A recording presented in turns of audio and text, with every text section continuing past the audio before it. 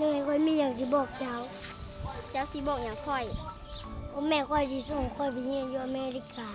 เจ้าเว้าแท้นี่ ค่อยเว้าแท้นี่แหละ บ่ค่อยบ่ให้เจ้าไป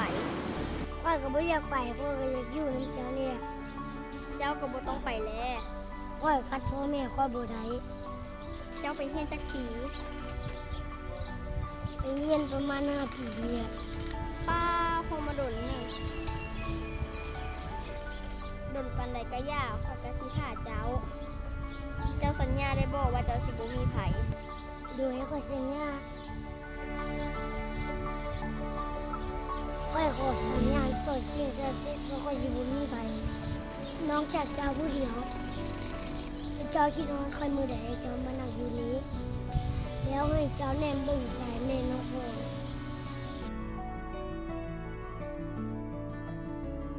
อันนี้ของคนค่อยให้เจ้ายามใดที่เจ้าคิดฮอดค่อยให้เจ้าแนมเบิ่งมันเด้อ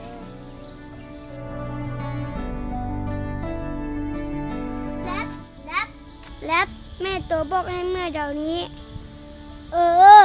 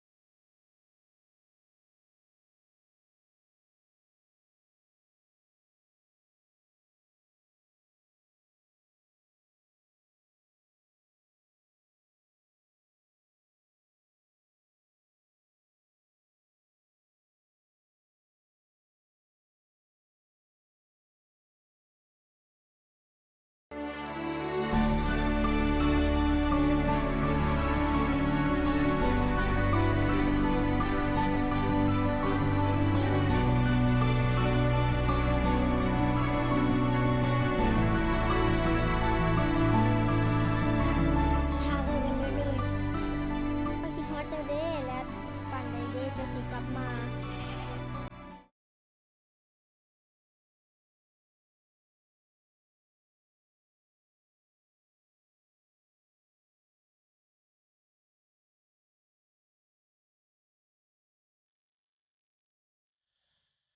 ถ้าค่อยกันเด้อ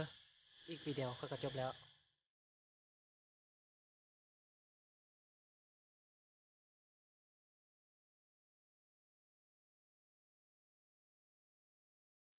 เนยค่อยเรียนจบแล้วเด้อ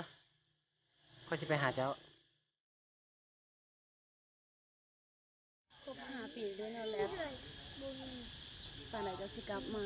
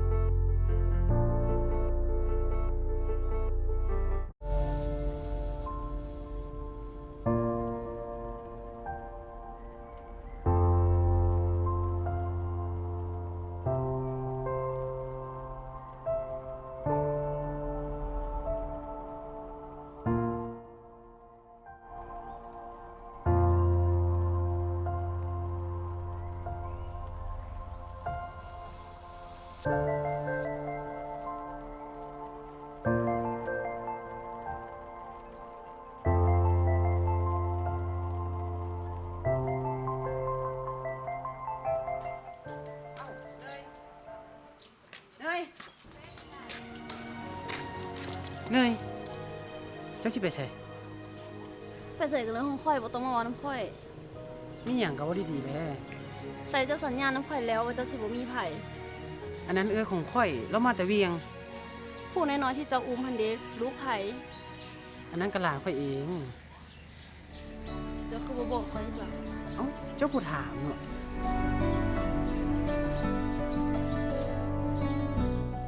เป็นอะไรเนยเจ้าท่าคนเดิมอะ กระโดดแล้วเนาะ5 ปีพุ่นน่ะ ข่อยกระทาเจ้าคือกันข่อยให้ยานเจ้ามีผัวปะล่ะ บ้าจ้ะ เจ้าแห่งใหญ่แห่งงามล่ะ แท้ แท้ ปากหวานเนาะ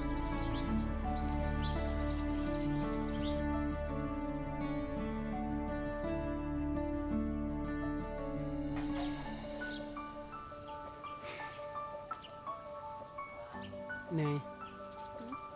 เฮากับบ่ได้เห็นหน้ากันหลายปีแล้วเด้เนาะ อืม5 ปีพุ่นน่ะ ต่างฝ่ายต่างก็เรียนจบแล้วค่อยค่อยมีแนวสิบอกเจ้า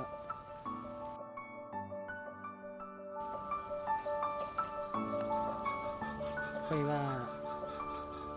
ค่อยสิขอเจ้าแต่งงาน